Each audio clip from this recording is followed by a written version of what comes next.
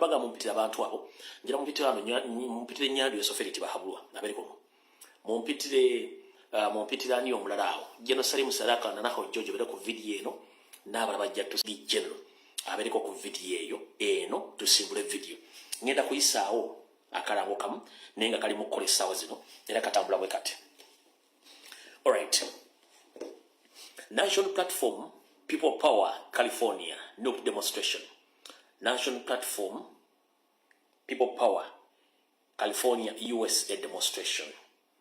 The leadership of National Platform stroke People Power in the USA, but California mainly, they have organized the demonstration which is taking place today, the January 25th of 2026, time 11 a.m. US time up to 2 p.m. US time. Meeting area, Highland Metro Station, North Hollywood. Parking area, North Hollywood Metro Station parking. Wanted Museveni, wanted Muhozi Kanyarugaba. Banegera bwagala mu ggwanga lya America, naddala mu ssaza eri California bakutegeeza nti olunaku lwa leero bayina okwekalakaasa ngina kuzomweza 25 omwezi ogw'oluberera mwaka 2026 bagambye okusinkana ensinkana ya ssaawa 5 ez'okumakya okwekalakaasa kutandika ttaano ez'okumakya kumekeze ssaawa 8 ez'eggwanga lya Bungereza. Bakutegeeza nti okusinkana bayitayo Highland Metro Station North Hollywood. Highland Metro Station North Hollywood. Okuparkinga North Hollywood Metro Station.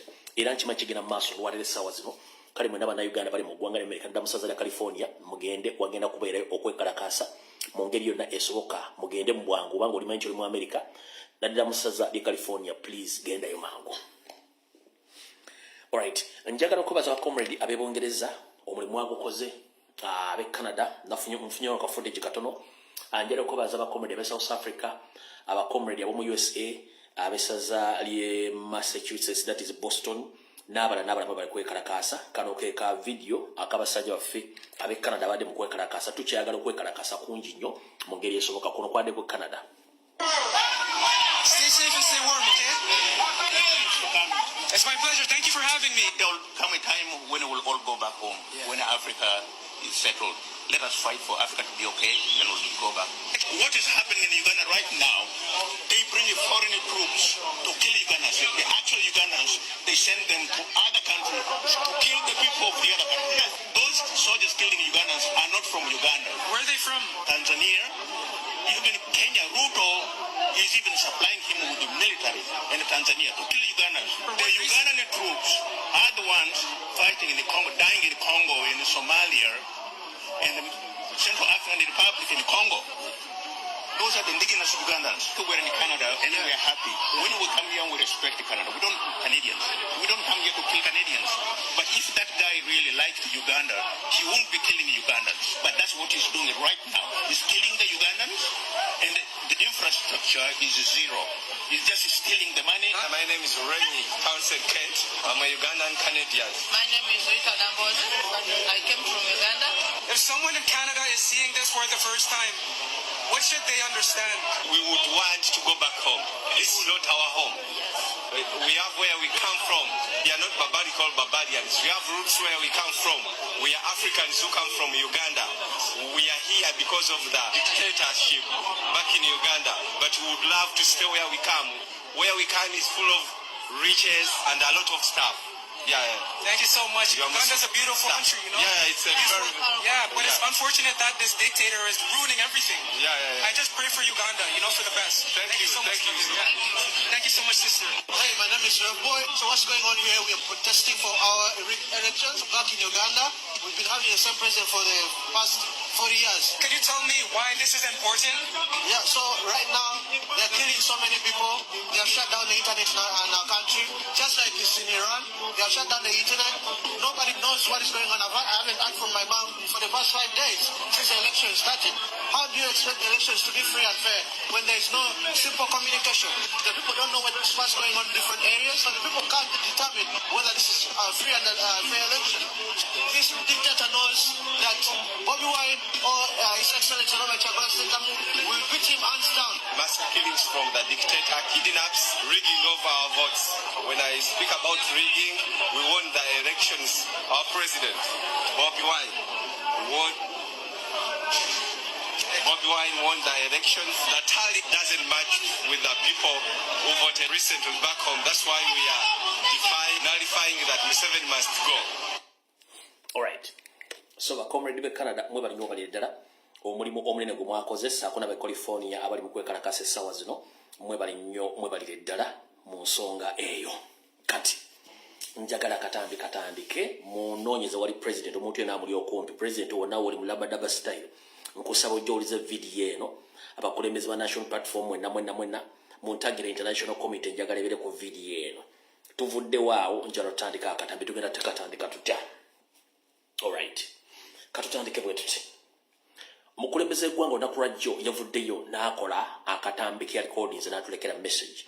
Njala soka kuyisawo message eyo bwe malo giyisawo tusimbule video njala soka kuyisawo message eyo tuleke tusimbule video nga bwena okubeera olwaleero kamala okulaba nga tufuna clear view eya president nga atuwa message y'olunaku lwajjo yagambye bw'ati. Fellow Ugandans and friends of Uganda all over the world, my name is Kyagulanyi Ssentamu Robert, also known as Bobi Wine, and today is the 24th of January 2026. It's exactly 8 days since I escaped from my own house following a raid that was carried out by the military and police at my home on the orders of Muhoozi Kainerugaba, Museveni's son, and the Chief of Defense Forces. We had gotten earlier intelligence from our friends within the army that he had issued orders to his men to come and harm me. So when we saw them jumping over our fence on the night of 16th January, I somehow escaped from my home and left. That night they didn't enter into our house. They stopped in the compound. 3 days ago, they once again jumped into our fence, hurled profanities to my wife, and threatened to break into my house. That was the second time. Now last night was the third time for them to raid us.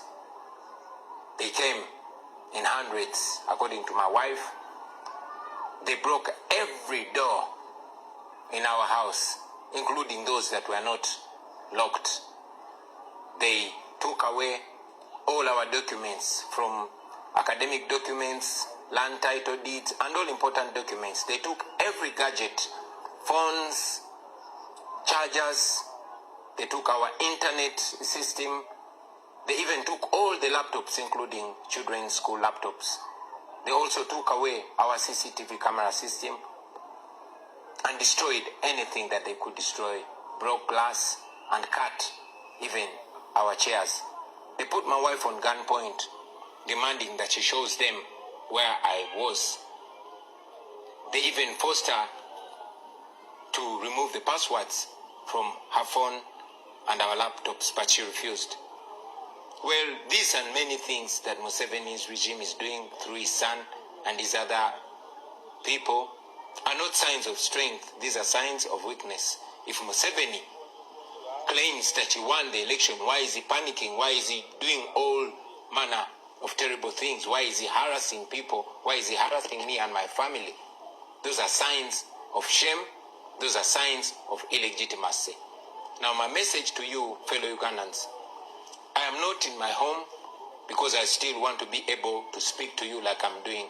I'm not in my home because my life is threatened. I take this opportunity, first of all, to thank the international community for the voices that they've raised, but to also encourage them to keep an eye on Uganda, especially at this critical time. To you, fellow Ugandans, this is our country. All this is being done to intimidate us. They've abducted two of my deputy presidents, Lina Zedriga and Jole Tukamshaba. We don't know where they are. They've arrested Mwanga Chivumi, my deputy president in charge of Buganda region, and many other comrades to sow fear in us. I encourage you to be strong, to be smart, to be creative. These people are not as strong as they purport, and indeed they are not as smart as they are. They failed to find me for 8 days. I also tell you that we must never give up. Uganda is our country, and we must fight and liberate it. I will resurface at an appropriate time to forward our struggle. In the meantime, I'm not home because I'm trying to keep safe, I'm trying to keep alive, and I want to keep communicating to you. We shall overcome, we shall be free. People power, our power. All right. Obaka mbulidde omukulembeze bw'atwadde olunaku lwajjo njala sooka kukola muka sort of clarification. Bamaama bataata mwenna abali mu diaspora n'abayewaka abadde beeraliikiridde nnyo emitima nga gibatunduze nti ate omukulembeze bw'anaakola video ne balocatinga waali njagala bategeeza mutabani wammwe Robert Kyagulanyi Ssentamu akalulu yakamaze ono ali omuyita Bobi Wine. Mutabani wammwe Robert Kyagulanyi Ssentamu akalulu yakamaze ono bamuyita ani? Ono bamuyita Bobi Wine kati yaliwo gobazannyirako. Omwana yamutuuma Kampala Solomon ali mu Kampala yamanyi bwagenda okikola manyi bwakikola. So ekyoga nti simanyi yalikodize bali no ekyo tokyeraliikirira no akikola mu labadaba style mubere bagumye bagambye nti ajja kuvaayo ssaawa entuufu ng'entuusa okuvaayo wagenda bagamba sitoka wegero tambulya n'okutambulira buli kimu kyonna kati njagala mbere bagumunyo bamaama mwenna nze mbagamba obadde ng'ogobera emyaka 7 njala kuga mukulembeze ali stedde nnyo nga bw'otakisuubira. So Mr. President wona wooli nkutumiddeko webale kwekuuma ffe tulinze bulinzi kintu kyabike awo tuvudde. Akatambi mu butongole katandise. Gwe Munnayuganda yenna video zenkoze wiiki eno njagala zikuwa essuubi. Naddala gwali mu diaspora. Diaspora tetegeeza zino ensi z'amagulu meeru n'ali mu Africa naawe nkutegeeza. Nabawadde omulimu ntegeezeddwako omulimu gutambula bulungi. Ogw'okulumba buli kitebe kyonna oba ministry yonna ekwasaganya ensonga ez'ebweru w'eggwanga w'amawanga ago. Mugende muwandiike yessaawa tulina omusingo gwa natural mineral resources zaffe Museveni zabba n'azimbisa mu Rwanda n'azitwala n'aziwa abazungu. Essaawa zino twagala kukozesa musingo ogwo okusigukula Museveni mu ngeri yonna esoboka. Kale mwenna buli omu gy'oli banga bulungi amawabalo mwagawandiise ne kati twetaaga physical meetings. America yo kyakutte dda ngenda kusaba buli mmeri Munnayuganda yenna ng'alina obutuuze bwa America kwata essimu yo maama kubira senita wo kubira meeya wo omugambe ekizibu ekiri Uganda. Abakazi mulina amaziga mangi nnyo basenga bamaama mulina amaziga mangi njagala nkuwatira essimu ng'otaddemu amaziga ng'olojja ennaku eri e Uganda nga Museveni kyakoze kyonna mukimanyi sigenda bibanyumiza senita tagenda sigala kyekimu. Ekirungi the first phase gye mwakoze basenita basinga obungi ba respondees nabagamba olutalo lukulembera omukazi luba luzibu nnyo teri asobola duwangula. Gwe ssenga wange muganda wange mwannyinaze ali mu America ali e Canada ali e Bungereza ali mu Europe kwata essimu kubira me ba parliament wo kubira senita wo ng'okutte essimu oteekemu n'ezziga. Senita tagenda kulira ng'omukazi akaabira ku ssimu oba n'abaana abato nga bakaaba nga nnyabwe akaaba senita n'asigala kyekimu. Already message yatuuse dda era nategedde nti America getting involved is on board but obuzibu obuliwo eggwanga lya Bungereza. Nsabiddwa ntegeeza abakulembeze ba national platform mu ggwanga lya Bungereza ne bawera wishers abaagala enkyukakyuka. Kyekiseera mu engage ng'ebimebe parliament aba buli kitundu kye mulimu. Musaba appointment musinkane parliament ya Bungereza. Musaba appointment musinkane prime minister wa Bungereza. Sina kindi mufune kuba mukubulira olulangira mubasinkane. Mubagambe tukooye ekisirani kye mwatuleetera twagala kuddaka ne mutusibyeko omusajja. Interest zammwe ze mwagala tugenda zibawa nabagambye tulina okukola kye tuyita agreement. Abungereza balina interest mu Uganda tugenda giwa interest zaayo. America balina interest zeyagala tugenda zigiwa. European Union balina interest zeyagala giwa tugenda giwa interest zaayo. It's all about interest. Interest bye bigendwa by'ensi ze babyagala mu Uganda eri ensi yaffe si ya Munyarwanda. Mineral resources bali mu kutunda si za Banyarwanda mineral resources zaffe. Muhozi si Munnayuganda, Museveni si Munnayuganda, Sale si Munnayuganda, Janet si Munnayuganda, bonna si Bannayuganda batunda mineral resources zaffe. Best interests z'abazungu muzimanyi. Be ready to tell those white people that we are ready to serve their interest as long as Museveni is out of your country and his group. Muganda ngebanga nti Bungereza yekyali mwaka gubiro munyambe munumbire Bungereza buli office yonna esoboka. Mr. Kato, Mr. Peter Ekakolo, Margaret n'abala mwenna please mbasaba mugende mukolere best you can do. Bungereza yennyini yesibye ekintu kino. Interest zeyagala bazandalayininge, you just accept muzisomemu mulabe if it is applicable mukirize interest yezo.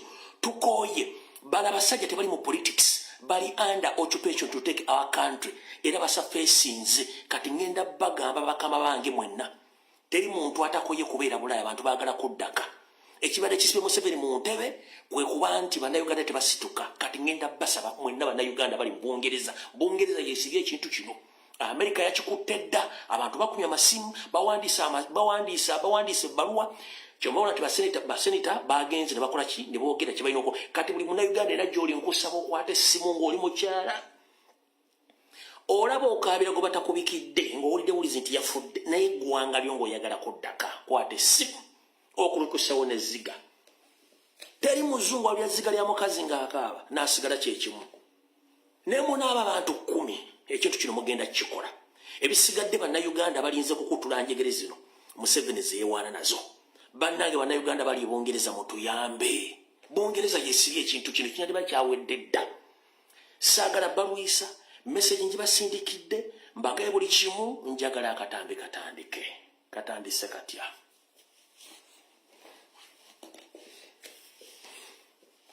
Ngenda kusaba General Secretary wa National Platform David Lewis Luwongoya. Ngenda kusaba omwanika w'ekibiina kya National Platform Mukulu Katana. Ngenda kusaba Seke n'Enneke National Platform. Bamemba Parliament mwenna abaagwa n'abaayita. Mwe kennyini mutufuukidde omuziziko. Lwaki? Ng'oggyeko omukyala gwe bayita Goreti Namugga. Abasigadde mwenna currently muli silent. Naddala women wing. Tosobola kungamba nti Babi Itungo Kyagulanyi bamulumbye mu maka ge ne batuuka omukolako ebyensonyi. Ennyumba ne bagimenyaamenya ebintu babiteeka wansi. Mwenna abakazi abali mu National Platform ne musirika. Kobere MOP, kobere kansala ne musirika. Mukoleraani? Ba MOP ba National Platform bakulembeza abakyala mu National Platform mukoleraani? Whom are you working for? Mukoleraani? Tulinamu Margaret yekka. Tulina Margaret yekka. First lady ne bayingira amaka ne bagamenya y'omukole bamukoze nga naawe oli mukyala nimba nga temwena kintu kyonna kyemwayogedde wadde opostinga wadde okwekalakaasa kati kambabbireko ekyama. Mwe temumanyi kirimu refugee camp n'ekiganya Museveni okuva ero lwakitula okujja e Kampala. Mutabani we yapamye musolo ekigambo kinene nnyo. Mutabani we yasaze ebyayi mu lujjuliro nga bali mu kulya. Yeetumikkiriza n'agenda naluba baka ga Kyagulanyi n'amenya buli kimu ensi n'ekiraba. Baŋŋambye ensabe buli muntu alina smartphone ng'olina Facebook, olina TikTok, olina X, olina YouTube channel. Muddemu mu uploadinge ebifaananyi byonna ebyenju ya president ng'egye bagimenyeemu. Muddemu mu uploadinge video entonotono ze baalayo nga president nyube bagimenya neza first lady for 3 consecutive days nga muzitagingako international community, international bodies, basenita baani focus okulwerwa lwa Sunday. Mugenda kutuuka ku Lwokusatu nga mutegedde amaanyi g'essimu. Mugenda kutuuka ku Lwokusatu nga mutegedde amaanyi g'essimu. Lwaki? Bali mu kubuuza omwana ono kiki ekyakututa oyingira amaka g'omusajja otandika okumenyaamenya. Bakomrede mbegayiridde mudde mu uploading ebifaananyi by'enju ya president nga bagimenya buli kimu. Mudde mu uploading ebifaananyi video za first lady na buli kimu. Olwalwa Sunday, Monday, Lwakubiri. Mujja kutegeera amaanyi kye bayita amaanyi g'essimu abasajja bali mu kutya. Kino mukikola mbalalira ku Lwokusatu. Aba NRM bagenda kuva batandika okukondeminga ebikolwa bya Muhoozi. Bannaddiini Museveni babadde akozesa bagenda okutandika okuvaayo batandika okupulidinga peace. Kino nze nkibagambye okusinziira ku labosesi zange.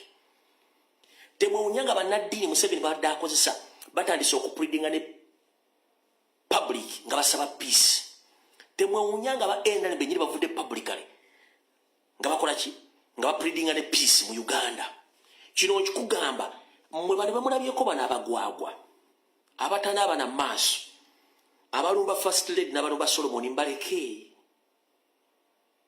munsi abantu bazaana bakola loosi nakugaa nti bw'ozaala abaana mubeeramu ebyana n'agaana kati buli muntu akoze video ng'amookinga first lady ne first son Solomon Kampala mubaleka babeeramu wabula tulina kyo tulina few moments later time yawe egenda kujja they will answer videos zaabwe muzidownloading muziteeke mu archive zibeereyo tujja time bagenda tuuka nga teri kye bayita apology no nga teri kye bayita apology tit for tat nga wakola video ng'omookinga first lady ng'omookinga Bobi Wine tit for tat ojja kuba okisasulira kati banengenda bagamba mwenda babbulooka ba national platform bakyalina ompeka emera mudde muri uploading video ezo muziteeke ku mutimbagano kino kibakuba ekyamuwanga kivumbi kibakuba ekyamuwanga kivumbi kibakuba oba oyagala okumanya nti kibakuba kati kandi kuviire ku ntono bamemba parliament mwena abakazi okujja nga mwina gwe mukolera ng'ojjeko goleti namugo okujja nga basigadde mwina bwe mukolera mwenna tugenda nali mbeesonye ngenda tandika bakala kato omu ku omu bwe mba temusobola kukonda emigabikolo bya mukozi byakujja mu maka ga Kyagulanyi n'agamenyaamenya nga temusobola kukonda emigabikolo bya mukozi byakoze ku babiitungo Kyagulanyi kitegeeza mwina gwe mukolera ate ngenda batandika obateekako olukongoolo mwenna bakazi n'abasajja ekyo kyo okujja mwena mu protecting against zammwe mutubuulire mwali mutukozesa nga mukozesa ne president nga mwina ebigendwa byammwe ekyo kyo ngenda kibuuza singa mwenna abaagwa n'abayiseemu mwakutte social media platform zammwe ne mutandika okukonda eminga singa mumanye ekiriwo unless nga mwene bemukolera nga temwagala kuvaayo kwogera wano baakubye akalulu n'osansabaga wowe oli mukazi munnammwe gwe baatuusizaako ebikobero enju ya president bagimenyaamenya ne mutasobola dde okukola posti n'emu kitegeeza muli bazibu nnyo akatambi katandise sitaani bw'olaba yeesitukidde watte ng'omanya nti baatuma baweddeyo nabagambye wane Nyandwe takyasobola dde okugoba embaata mu lujja bye mulaba mu parade nze mbwanyirira samanya akola ki kiringa bw'onoosiga jjajjawo n'omunaaza ebizigo n'omala namuteeka kakeeka n'omukulla n'omuzza mu kasana amala okwota ne Nyandwe bw'ati bwali Museveni Nyandwe tebaabulwa Salimu Sale Muhoozi Kanyarugaba ne bannammwe njala sooka babuuza ebikolo bye mwakozesa ku Robert Kyagulanyi Ssentamu ne mbikola ku mukyala we nze mbuuza Museveni wagamba nti abakulembeze abaayita the past leaders were swaying and they were disgraced to the country. Let me ask you one simple question. You have been a leader in all previous governments, if I'm not mistaken. In 1980, you participated in general elections, which the Paul Kaonga Smogere won. But unfortunately, you picked up guns, you waged a war against Obote's regime until you won that war with the help of people of Uganda, that is Baganda in particular. But unfortunately, let me ask you one question. During the campaign period of 1980, did Obote and all his security agencies attacked your family? As your son Muhoozi did to Robert Kyagulanyi Ssentamu? Did Obote at one time attack Dr. Paul Kawanga Semogere as your son did to Robert Kyagulanyi Ssentamu? Museveni, mu 1998 wetaba mu kulonda wagamba nti abakulembeze abaayitako bonna baali basiru era nga tebana kye basobola kukola baali batiitiizi. Njala kubuuza bweta mu kalulu k'ekinaana Obote gw'oyita omubi yalumbako amaka ago n'agakolanga mutabani bwe yakoze amaka ga Kyagulanyi?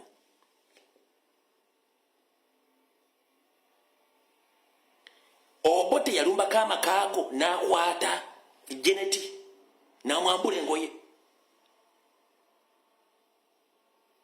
Obote yalumbako amaka ga Semogerere n'agakola mutabani we kye yakoze? Obote yalumbako amaka ga Semogere n'akwata mukazi we n'amugyamu n'engoye? Lwaki muvumirira abakulembeze abaayitako ng'ebikolo bimwali mukola exactly tebyenkanankana byammwe? Gw'ogamba otya nti Obote yali mubi, Amini yali mubi, nga gw'osobola okuyingira amaka g'omuntu go competinga naye noyingira amakage nomenya buli kimu mukazi ne mujjamu engoye ne muwe biragalagala na blacking out. In the process of blacking out, first lady oyina okubeera very careful nnyo okugenda okukebera bana abantu balina kye bakoze ng'oggyeko recordings ze balina. First lady bono baka bansabye mbukuweereze buli ali ku first lady mugambe ka session ke yakoze mu Luganda nga nnyonnyola engeri gye baamukuttemu okumusikamu engoyo ziyuza n'okurecordinga akaddemu akatitulatinge bulungi mu Luzungu. Senate ya America ekaagala, Parliament ya Bungereza ekaagala, European Union ekaagala kubanga tekavuddeyo bulungi mu Luzungu. Bakeetaaga ng'okonfaminga nti baakukutte ne bakugjamu engoye n'osigala nga bw'obadde ne bakurecordinga akatambi. Beetaaga akatambi nga kali well spoken mu Luzungu ne bwe kabeera ka ddakiika 3. Please first lady akatambi ako bakaagala. Kakidde mu Luganda mukyala Babi Itungo Kyagulanyi bansabye nkutegeeze nti wayogedde bulungi naye ekinyusi wakyogedde mu Luganda ng'abasajja abayagala paati eyo tebagitegedde. Bakusabye ofune munnamawulire akulikodinga bulungi ka paati w'ogambira nti baakukutte ne bakwata akabadiya ne bayuza browse yo n'osigala nga oli bute waddizemu okutegeera ne bakulikodinga wazzemu okutegeera ng'oli bweru ku lubalaza. Kapaati akoka ke baagala mu Luzungu bakaagala nga kali well spoken and well recorded bakaagala. Senate y'Amerika ekaagala, government ya Bungereza ekaagala, ne European Union ekaagala. Kali kabadde mu Luganda akajja ba obuzibu baagala kapaati ako kokka nga you confirm nti baakukutte ne bakujjamu ne bali bayuza engoye zo ne balicordinga. Na wali wa blacking it out nga toma chamanyi kiddako eyo kapaati gye baagala. Ngenda kusaba akatambi ako bakaagala. Ntuukiridwa abantu bangi nnyo abali mu diaspora abali mu offices z'amanyi nti tusabire first lady addemu atulikodingira akantu ako particular akantu ako kokka bakasaasanye ku international media ne mu parliament z'amawanga abantu kagenda kutuukayo kokka kagenda kumala egobe mu kibya. Ebisigadde byonna Mukama kwatizeko ofuna obugumu okalikodinge. Alright, mbadde nkyabuuza Nyandu Yusufe Obote yagenda ku makaago, Obote yakwatako Jeneti. Paul Semwogerere Obote teyamulumbako dogenda mu makaage wadde okukwata mukazi we. Lwaki mutabani waakole fujjo erigenda mu maka g'omuntu n'amenya n'atuuka okwambulamu k'omusajja? Ekyo ekintu si kya buntu, ekyo ekintu kya bulabe nnyo, kiswaza eggwanga Uganda. Mulw'okuba muli mu lukwata gita singers family yammwe mu Uganda, family entono nnyo ziri mu kwata gita singers okujjako eyammwe. But unfortunately nze nga bulijjo ndi naddibanga Promax awutula awo mbadde mpita obuyisi bwe maze okuyitawo ne mbategeeza ebigambo ebyo njera ttandika katambi mu butongole nga bwe kali. Buli muntu yenna njagala okukakkane olikodinga akatambi kano manyi Nyandu atuuse mutabani we Salimu Sale omwogezi wa poliisi na buli kitongole. Ebigo byengenda okwogera olwaleero okujja nga bisazizaamu bivunaanyizibwako njala ku exposinga Museveni mpaka ku magumba malina okunywa ku lwendo lw'amazzi.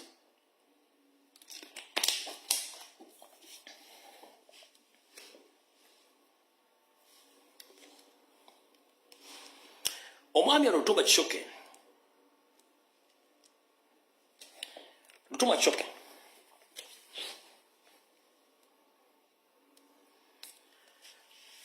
soko me video zino ndio kika tutandike video olwo Lutumba Kishoke video zino zabadde maka ga president mwazire yala ziddamu.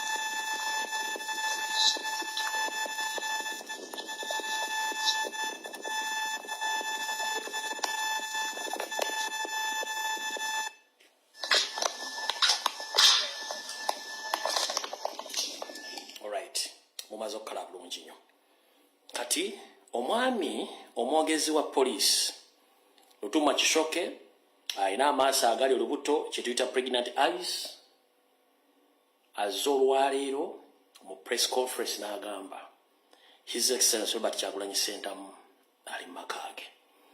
Lutuma Kishoke with his pregnant eyes, he came publicly today and addressed the nation that Robert Kyagulanyi Ssentamu, he is in his house right now.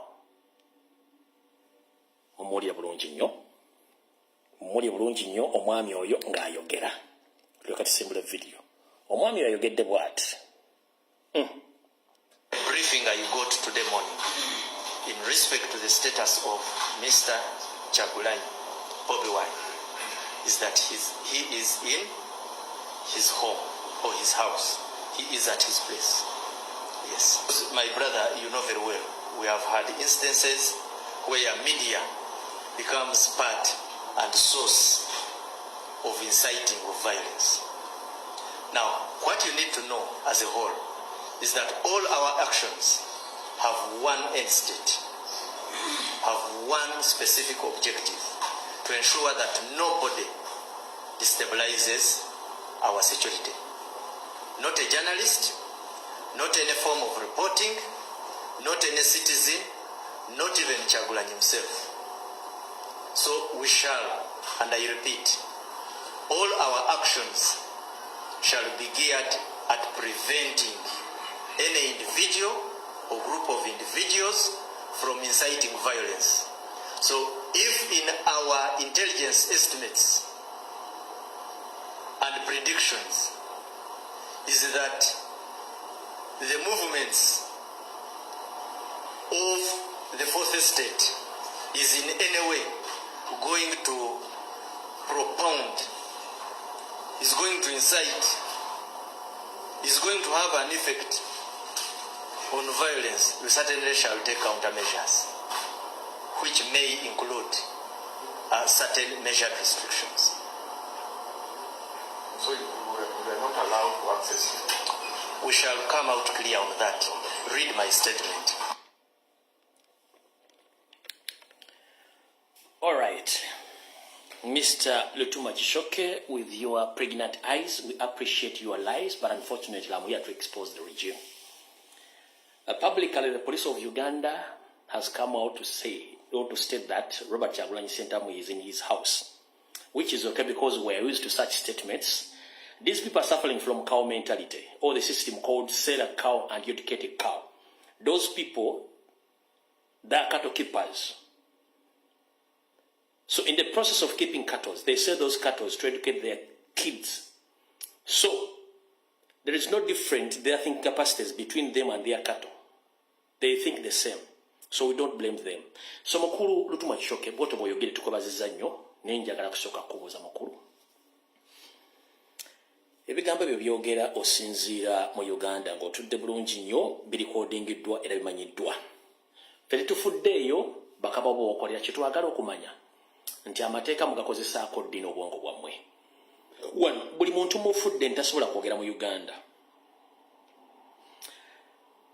Mwalabyeko poliisi ya Uganda nga eyogera ku kikolwa ekyokulumba amaka ga president? No. Mwalabyeko poliisi ng'eyogera ku kumenya ennyumba ya Robert Kyagulanyi Ssentamu? No.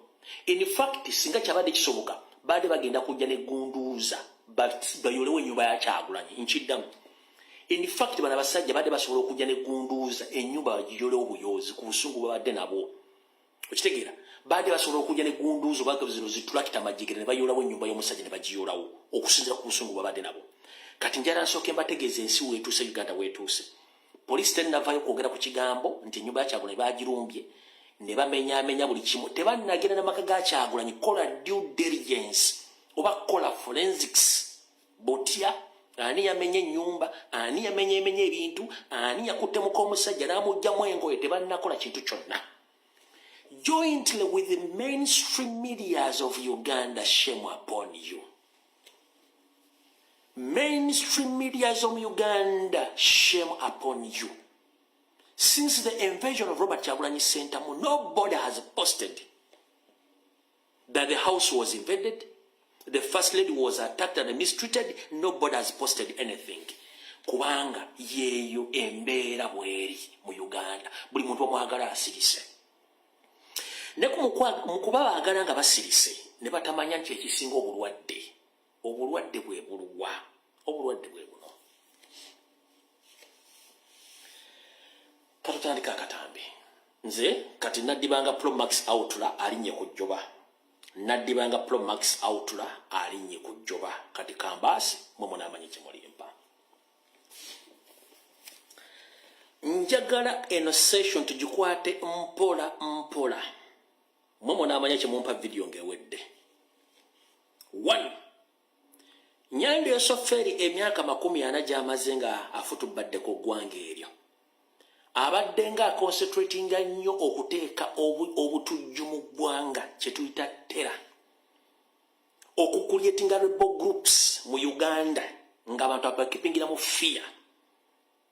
Ng'abeesinga nti alina intelligence. But unfortunately kyonna kibadde kyakulimba. Museveni kenyiri yabadde yakuletingira rebel groups. Yabadde yakuletingira terror attacks mu Uganda. Ng'agezaamu okubbira ssente ng'ayita Minister of Defense. Ng'akola buli kimu. Tabangako na intelligence. Museveni tabangako na intelligence lwaki. Njagala tugende mpola. Ebbanga lyonna Museveni yabadde ajja abalimba nti alina best intelligence mu Africa. Tabangako na intelligence. He is just a lucky fool who uses his guerrilla war tactics to keep Ugandans in fear, creating rebel groups, creating terror attacks, and the immediate effect, he comes out to defend and to intimidate the public. Ebyo kabadde akozesa. Njagala ompulire Museveni agamba nti alina intelligence mu ggwanga lyonna. Era waakabi atubulya ebintu bino. Museveni obadde ng'osettinga up intelligence reports. Naye nga intelligence reports ozireeta after incidents to happen or the incidents has happened. Mumpulize bulungi. Museveni agamba nti alina intelligence. Naye buli wabadde amala okukola terror attacks oba bayeekera oba basetize bomu n'alyoka ajjaawa intelligence report. Mu nkola entuufu eya intelligence. Intelligence bagikozesa to prevent. Intelligence bagikozesa kuziyiza. Wali kye tugaa nti prevention is better than cure. Intelligence is used to prevent. Naye ye Museveni intelligence report agireeta incidents zimaze okuwapeninga. Eyo tebangako intelligence. No. Olw'ensonga nti yaba mu action ebikolwa ebyokutulugunya n'okutta bannayuganda. Kati tasobola bawa intelligence eri alemese okuteekawo ekintu kyagala ensi erabe. Oba mukitegedde. Museveni tabangako na intelligence. No. Yateekawo chief stance of military intelligence CMI ne ESO. Those are the terrorist organization. ESO ne ISO ne CMI. Those are terrorist agencies or terrorist organization. 1. Ekintu kigwawo najja ne bakola report ne bagimuwa n'agisoma ne bagisoma. Kitegeeza nti kye bandibadde bazizo obutagwawo. Bakikola ne kigwawo then ne bajja bakola report. Nga kimaze okugwawo eyo tebera intelligence report. No. Already baba bali mu kuteekawo kintu kye bayita ekyo mu luzungu oba mu lulimi olw'obukessi bakiyita after report. After report you analyze ng'omaze okukola forensics. So ng'ate intelligence report ojja n'ogisoma. In fact ne intelligence report bagisoma. Intelligence report gye bakozesa okukwata n'okuziza kyonna kibadde kigenda okubeera oluvannyuma ne bajja ne badisplayinga ne basoma intelligence report nga bamaze okuziiza ekintu ekyo. Kati ye Museveni gyayita intelligence report yeekulyetingira obutujju n'amala n'asindika ttiimu ye nejja n'ekola report. Eyo tebera report. No. Aba basomera forensics report teberangako report. Kati wate badde akikola mukitegedde bulungi no. Bwe mala okitegera bwekityo wabadde avugira ebbanga lyonna. Navuga ekintu muza ayina intelligence tayina intelligence. Kati wano wenjagala okumubuliza ebibuuzo bino wammanga. olwaleero njagala kugamba ngenda kwabiza Museveni ne fake intelligence ye omuli external security organization omuli external organization omuli CMI police SFC RDC RCC zipiso diso puso n'abala bonna bano bonna tebalina intelligence gye bamuwa lwaki kankunyonyolo kitegeere bano bennyini batujju these security agents bano bennyini batujju batya tosobola kuŋŋamba nti since 1986 nga wakava mu lutalo obadde nga oconcentratinga okutta bonna ba political opponents bo wulira bulungi nnyo ayina intelligence yandibadde nga buli muntu yenna mu Uganda ali safe wabula mu Uganda since 1986 ba political figures babadde battibwa nga tewaliwo report yefuluma ba religious leaders badde battibwa nga tewaliwo report yefuluma ba businessmen and women badde battibwa nga tewaliwo report yefuluma ompulya bulungi nnyo abantu ba bulijjo badde battibwa nga tewaliwo report yefuluma banya babufuzi badde battibwa nga tewaliwo report yefuluma gwagenda okukolagana naye gwabera naye abamuwawukanya mu ndowooza batta kati naawe njala tukkiriziganye ripooti zonna bukyanga Museveni ava mu nsiko ripooti yani yali efulumye agambye alina intelligence ripooti yani yali efulumye abantu bonna batibwa mu 96 yakawamba tebafunanga ripooti okuli neyakayira tebafunanga ripooti bonna nakati neyasembyeyo yabadde honorable Muwanga Kivumbi teyafudde nze kenyini nazze ne mu exposing nga 14 January mugamba mugenda kola ABCD olwokuba nti badde babaza okukola dda ripooti yaabwe nga bagenda foijinga mu nge bakwata Muwanga n'agenda maaso n'akikola oluvannyuma najja nga amaze okukola ekikolwa kye kimu n'ateekayo mbu intelligence report agina okuva mu bantu be kati oyo aba alina intelligence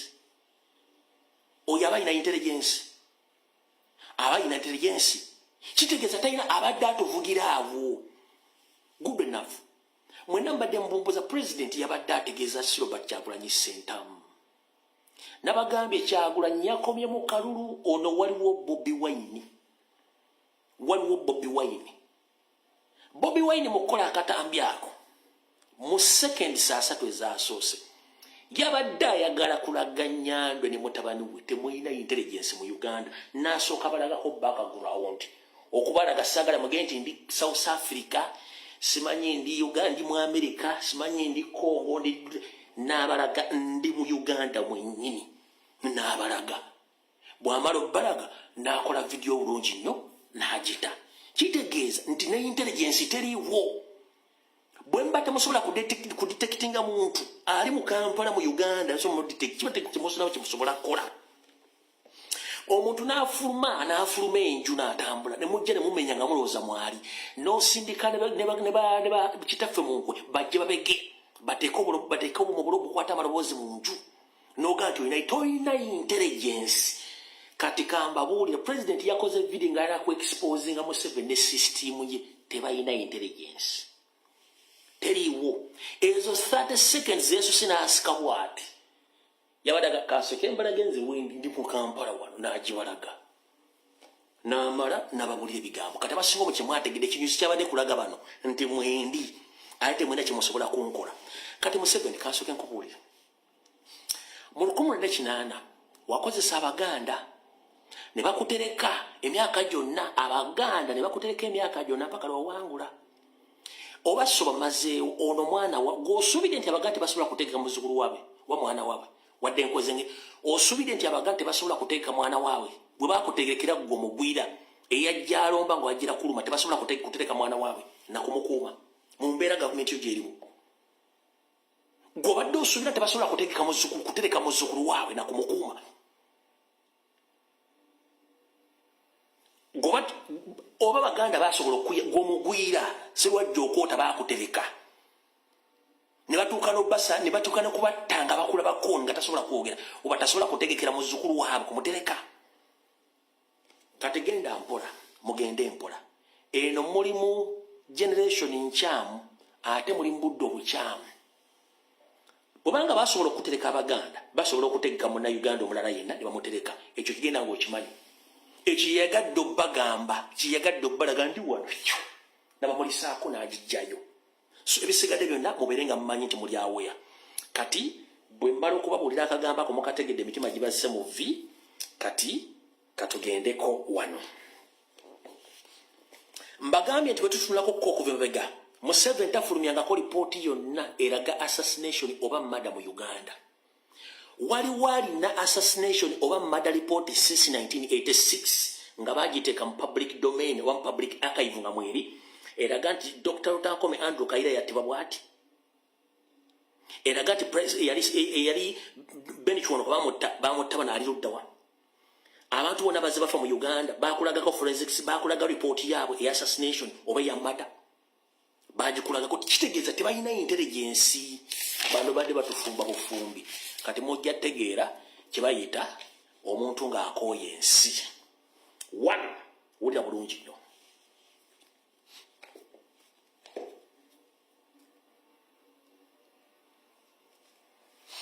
Museveni ye kennyini yeekulyetingiranga abayeekera omuli Koni omuli Alisira Kwena omuli ne ADF nga abakozesa omukolera ebikolobero bye ye ng'ajja kimu tera rebels nga byateekawaawo n'abavugirako mpaka olwaleero kati asanze ekintu kikyuseemu. Museveni bw'ogamba nti olina intelligence tukubuuza what happened to all assassination and murder reports. Kubanga intelligence ereta information before nga abagenda okukola ekyo tebannakikola. Wabula gwe ekintu kimala kuvaawo kimala kuggwawo n'olwokoleta intelligence report. One, twasemba wano nga tuyingira mu campaign ng'otegatega bomu ne basikyali bo babirungi ne mutega bomu ne zitta abantu. Tugenda okuva mu muntu gandi munatusonyiwa ebitongole by'okwena ebindi badde betega bomu nga baagala nsimbi. Bannayuganda baafa famire zammwe mwazisasula si mwateganga bomu. Kitegeeza temulina intelligence. Nkugamba dda reports zonna assassination reports zonna nga mutidde mu bannayuganda obwemage tezirabikawo. Mwe buli muntu yena gwe weeraliikirira wamuttanga. Omuli bannaddiini, omuli ab'ebusubuzi, omuli bannabyabufuzi, omuli abakulu mu poliisi, omuli abakulu mu magye, buli omu wamuttanga gwe wayagalanga. Wasembyeyo okuyokera ku muwanga kivumbi gw'otaddeko emisango egitaliko mutwe n'amagulu. Ompulya bulungi nga waganye wadde okuleeta omusajja yakubye essasi ku nju ya kivumbi gwe n'okwata kivumbi n'omuteekayo eri. Kati kyemwagala okuteekako kyageze mwamutaddeko nti n'abala abakyali ebweru abali mu kutambula betumanyi obulungi b'ogenda okukwata. Abadde ku vidiyo ya jjo egyennakoze olunaku lwa jjo abaagibaddeko bulungi ngenda baleetera oluwombo lwa vidiyo olwaleero muluwulire. Mpulya bulungi nnyo muluwulire. Kati nabagambye nti olunaku lwa jjo sooka owandiika ebyo bye nayogedde olunaku lwa jjo.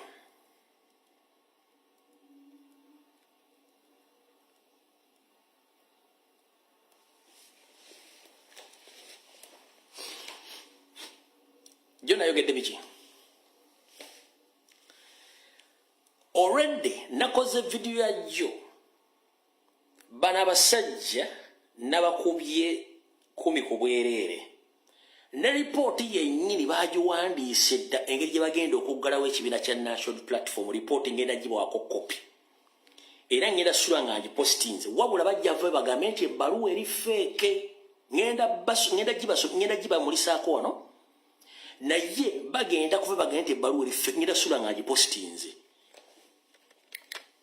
kanjiba uweko wano kubye atana bya video ya jogendo oginonye ebbaluwa yiyo gira bulungi asobola gisoma gisome ebbaluwa yafulumye dda eriko stamp bulungi nnyo bagitaddeko dda gyeri bagiteresa bajja kyusa mbukyusa naku za mwezi yiyo osobola gisoma bulungi Chris Magezi omwogezi kulwa omuduumizi w'amagye acting director defense public information Chris Magezi ya drafting ze baluwa eyo gyeri musobola gisoma kuba ngenda sula nga gipostinze naye bagenda kugamba nti fake. Naye nze bye nabagambye ejjo mu video bye biri mu bbaluwa eno bagiwandiise nga 21 bagiwandiise nga 21 kati ngenda gibasomera mu Lungereza then tugende ku video entufu malo bambulire empale zino zibajjemu zonna. Ndoza mazo giraba mazo gira bulungi nnyo. Alright, kamba somere ebbaluwa eno okusinzira ku video gye nakoze n'ebintu Museveni bye yayogera bino wammanga lindako njagala soka kuzanyira video ya Nyando eno. Muri ludda wammwe muri ludda mulidde katono nnyo.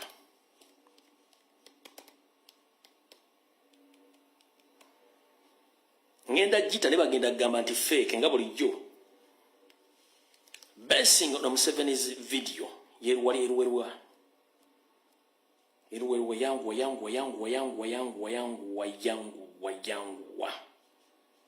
eno okusinzira kweno. Something happened in Butambara, a character called Chivumbi was defeated.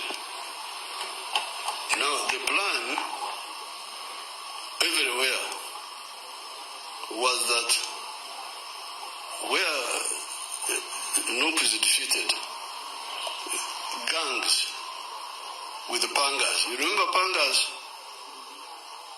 With the pangas should attack the polling station. And that's what they did. When Chivumbi was defeated, they came with the pangas to attack the polling station and they were shot. 7 of them were shot dead there with the pangas. Kati kamba somere ebbaluwa eyo. Bajja baga nti ebbaluwa fake. Nga bulijjo bantu bamanyi kuba tubeesobolera. Mulindeko muli ebbaluwa gye ngenda obbasomera. Bwesoma ebbaluwa esoma bweti. Minister of Defense and Veteran Affairs, Uganda People's Defense Forces, Department of Defense Public Information, MODVA Headquarters, 21st of January 2026. Erika kabonero k'amagye ne Court of Arms, UPDF stroke DDP stroke 831. Tugenze maaso. Wano waggulu wotera omulama gw'ebbaluwa esoma bwoti. Designation of National Unity Platform NUP as a rebel outfit. Omulama gw'ebbaluwa eno wali waggulu gugamba designation of National Platform NUP as a rebel outfit. Omutwe gugamba nti ebbaluwa eno eraga bulungi nnyo nti ekibiina kya National Platform baagala mu butongole bakifuule nti kibiina kyabayeekera. Baagala kirangirira nti ekibiina kino kyabayeekera. Designation of National Platform NUP as a rebel outfit. Nabagambye nta mu video yajjo. Nabagambye nta ku lunaku lwajjo. Ebbaluwa ngenda sula nga ngitaddeyo. Bugenda kera ku makya bagambye nti ebbaluwa fake. Kati wali omutumaze okubasomera bulungi. Designation of National Platform NUP as a rebel outfit. Uganda's military agencies reaffirm their commitment to safeguard the peace and stability in the Republic of Uganda. Nti ebitongole bya Uganda ebirinyirira eddembe ly'abantu bigenda maaso n'okweyama nti birinyirira eddembe ly'Abannayuganda mbunga bikuuma emirembe n'obutebenkevu mu ggwanga. Oli ajjaga nti nga wali kyasomye si kyazze mu bulungi nina byenteekamu ebyange bitonotono naye kati kankikudde mu bulungi nti ebitongole bya Uganda ebikuuma ddembe mbu byeyame okukuuma emirembe saako n'obutebenkevu mu ggwanga. During the post-elections period, security forces neutralized 22 armed individuals linked to National Platform Soketukumao. Mu kalulu akabaddewo ebitongole by'okwerinda byakwata abantu 22 nga balina ebyokulwanyisa nga bano balina akakwate ku kibiina kya National Platform awo tugenze mu maaso who were alleged planning to disrupt the election process and arrest several others across the country. Nti bano kigamba badde bateekateeka okukyankalanya okulonda era n'abala bakwatiddwa okwetoola eggwanga lyonna tugenda mu maaso. Security further stated that some NUP leaders promoted protest vote that misled youth into confronting security, including party leadership, Robert Kyagulanyi Ssentamu. Ebitongole by'okwenda bigenda mu maaso ne bigamba nti ekibiina kya National Platform n'abakulembeze baakyo bagenda mu maaso n'okutegeeza abantu nga bakuba omulanga nti beyambisa enkola y'okwekalakaasa mu kalulu kano mbu kino kiviiriddeko okubuzaabuza abantu naddala abavubuka okulumba ebitongole by'okwerinda kino nga kikulembeddwamu omukulembeze waakyo Robert Kyagulanyi Ssentamu. In the highlight of those developments, the UPDF under its leadership of Chief Defence Forces Muhoozi Kainerugaba has announced the closure of National Platform and arrest its leaders.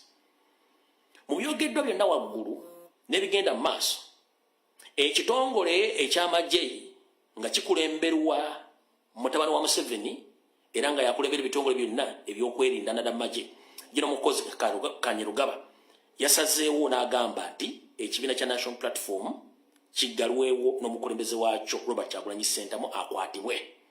Nassaako omukono omwogezi waakyo Chris Magezi PCS 1 JKUK Mads Kano, Acting Director Defence Public Information MODV stroke UPDF ne stamp kweri kati oli akugamba nti eno fake nga kuliko ne stamp eyo nga kuliko ne stamp ogira bulungi nnyo kanji kuzoomingiro giraba kuliko ne stamp akugamba nti fake n'omukono gw'amagezi gw'ogwo eno bagidraftinze dda ogira bulungi nnyo bagidraftinze n'ebbaluwa bagidraftinze bulungi nnyo kati wali okuli n'okukomba essowaani bw'omala okuwulira ebyo Mr. President wonna w'oli wuliriza bulungi nnyo ebigambo bino ebigenda mu maaso.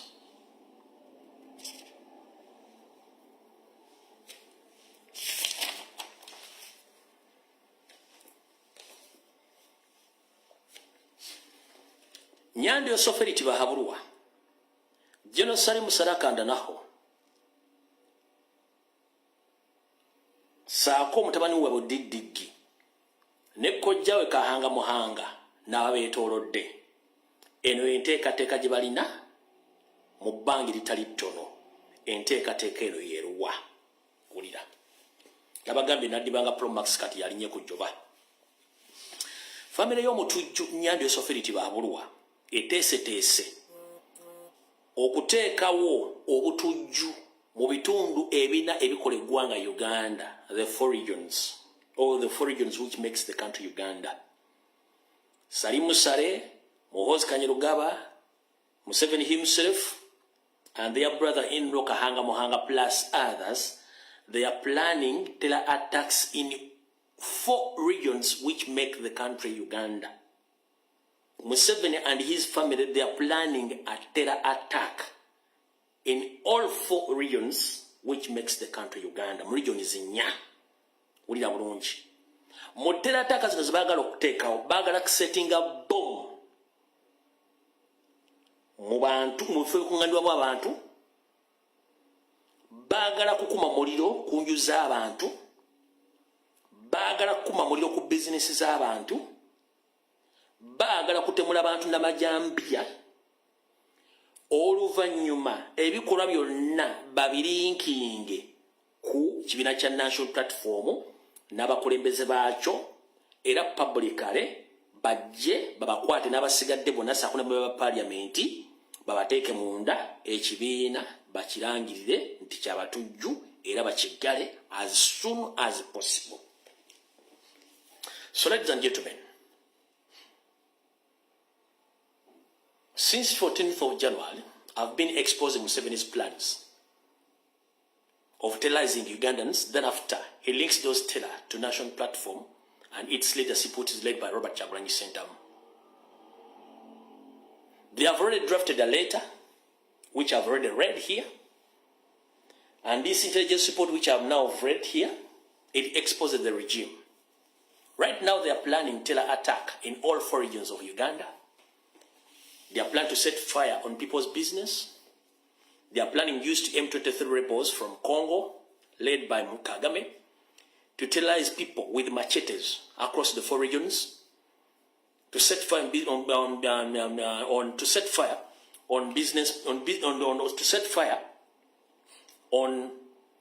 community on the businesses of some individuals in Uganda.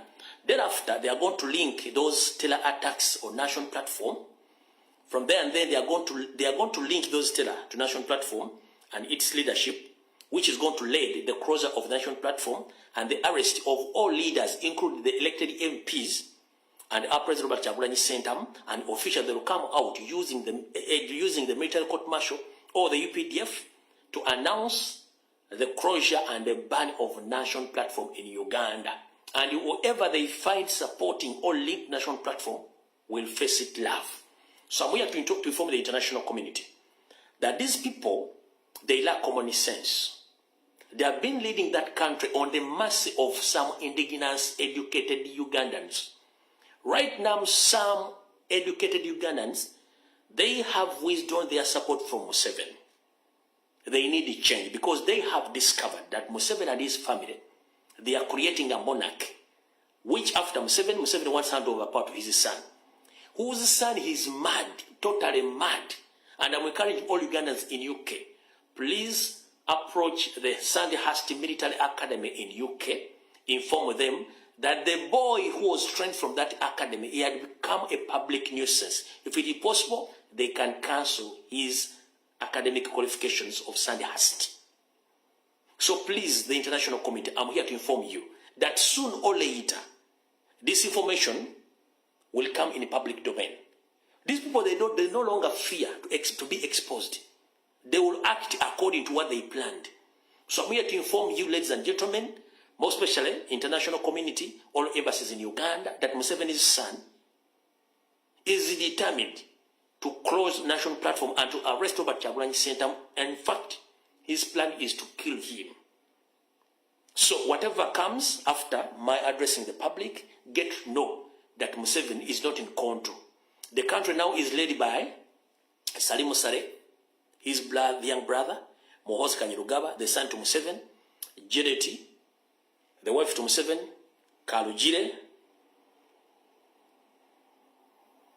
Chiwachuwanuka, Audrey Kruawogo, and other few people, like the Speaker of the Parliament of Uganda, Anita Amongi, the Speaker Tayewa. Those are the figures which are in control of leading that country. And remember, these are mafias. Which mafia? They don't care about the well-being of Ugandans. Because Museveni is using ESO, and SEMI to create terror in Uganda, and thereafter they link those acts on their opponents in Uganda. So now the immediate open right now is Snoop and their leader, Robert Kyagulanyi Ssentamu, aka Bobi Wine. That's what they're planning. So if you hear anything, please get to know. And I'm here to inform the international community also that this week, Muhoozi himself, with the help of his uncle, Kahanga Mohanga, Barambara Garhara, and his uncle by names of Toyota Kaguta, they were in Bobi Wine's home.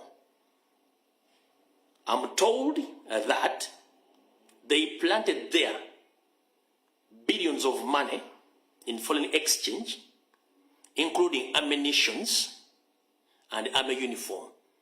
In case you get to hear the information that army or security agencies, they have again raided Bobi Wine's home, and they have discovered the cash, ammunitions, and army uniform, don't be surprised. Those items have already been placed there.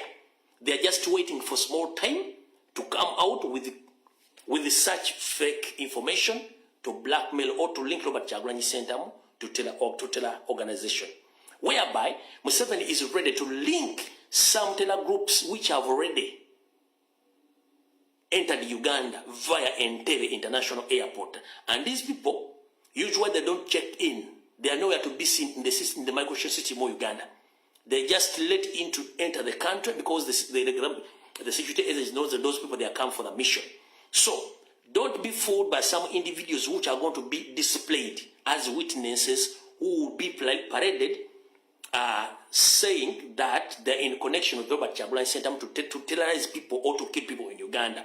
Those parodies there, they are being trained by the system to come out to say such fake information against Robert Kyagulanyi Ssentamu.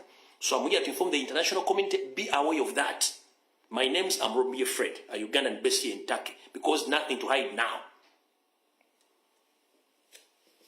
So, buli ali yonna mugenda kulaba agasajja nga gamusiga na Uganda naye nga gamuganna Uganda agakagwa ensonyi agagenda okumala okukola ebikolwa gagambe nti Robert Kyagulanyi Ssentamu gadi gakolagana naye era bafumbefumba obujulizi babuteekewaawo bagambe nti pulezidenti abadde akolagana naye nga bamaze okutta abantu.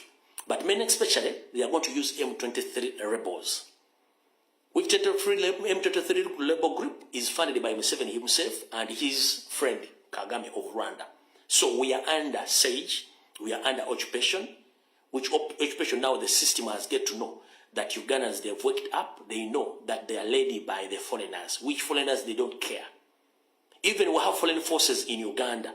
Which foreign forces? From Kenya, from Tanzania, Rwanda, Central African Republic, and others from South Sudan. And other great friends of Museveni who are ready to defend him in any possible way because they have been protected by Museveni, smuggling ammunition, which ammunitions have destabilized East and Central Africa. Be aware that Museveni himself is trying to create his own dynasty, which dynasty is going to be led by his family, from him to his son, from his grandson. That's what they are. That's what they are planning. In the process, they are going to be helped by these individuals in Uganda. They're the thieves and the criminals, led by Tayebwa, the deputy speaker, speaker himself. She's a criminal, plus and the other goons and thieves in the government. They are there to help Museveni to do whatever they want because they don't even condemn any acts which is against the humanity because they want to stay in power.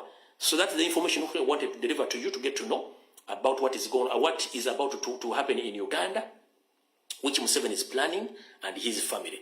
Consultant information to some legal president agitegedde, Vice President Sigaddo, Honorable Nambeshe, be aware, mwenda ba MP ba Uganda, ba National Platform obeera aware tebagenda ba linkinga ku kintu kino. Omusango bavunanye muwanga Kivumbi, case eri open, ekyali others still at large, but tebalina bujulizi tebalina buli kimu, kyonna baagala kikola kubanga baagala kukijjawo. Information nagikoze jjo, video nagikoze misana jjo. First lady ngamaze okuva ku ki ngamaze okuva ku press conference yakoze nenkola video jeri mugende mudde mugirabe bwe muna anyoma information yange nze sifaayo sifaayo kuba siri politician nwanirira gwangale nze ndi political activist ali mu expose gagambe ne bagenda okukola ebisigade mutaafe yumu mumanyi eri gwanga lya feffenna nze omulimu gwange ngukoze Bombate mufunde kusasanya information na kutegeza public eberenge emanyi mumwanyi. Nemo tubaga mudano kwebuzabuza nga afukale bikimala okutunga mga musajjo ebigambo yabyogera. Nyate tu ekikulu badde ko reference y'ebbaluwa ngenda sula nga agipostinze naye mubeerawo yanti bagenda gamba tene baluwa eri fake. N'ekyo mukimanyi bulungi nnyo ebero de yali nkinze. Tufulumye ebbaluwa nyingi zifulumye ne bagazi fake ne bavane bakola ekintu kyekimu enkeera. So byonna bibagambye muberenga muli aware about that. So consulate Mr. President information agifunye bulungi nnyo. So nze buli wamu mbandabawo. Buli wamu mbandabawo. Era njagala bategeeza bye mbagamba babino. Njagala bigamba international community ere yabeera aware. Njagala naye tegeere kuba muyinza okuloza nti biri mu Uganda wokka. Wetuwogeredde olwaleero Kenya eri mu kintu kyekimu. Kenya eri mu kintu kyekimu.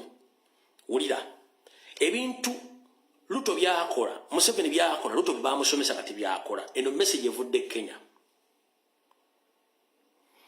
Gachungwa oba Gachuga have claimed that William Ruto has sent a killer squad to kill him eno ibadde post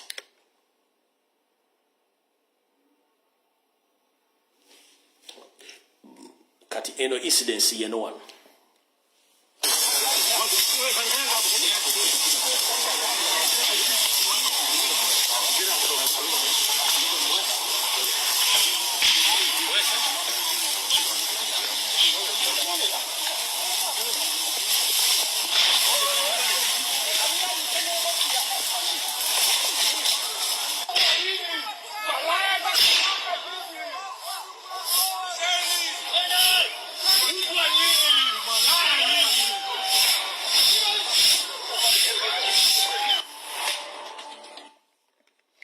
mukitegedde same script balumbye omu kubavuganya Ruto bamulumbye mu church ne bakuba amasasi tiya gas motoka zonna ne bazaasaayasa same tactics kubanga oli avuganya Ruto nkabadde mulyoke mmanyi nti ono kyatendeko oli kyekiri kankabadde muyinza okuzansaga nze buli wamu nkubawo tochi kyo kibadde Kenya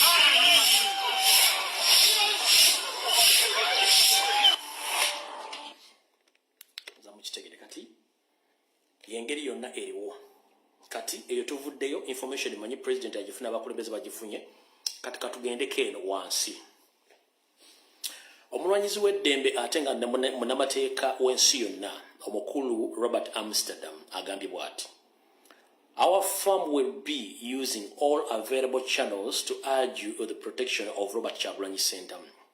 The international community must not be complicit in the ongoing attack on the people of Uganda.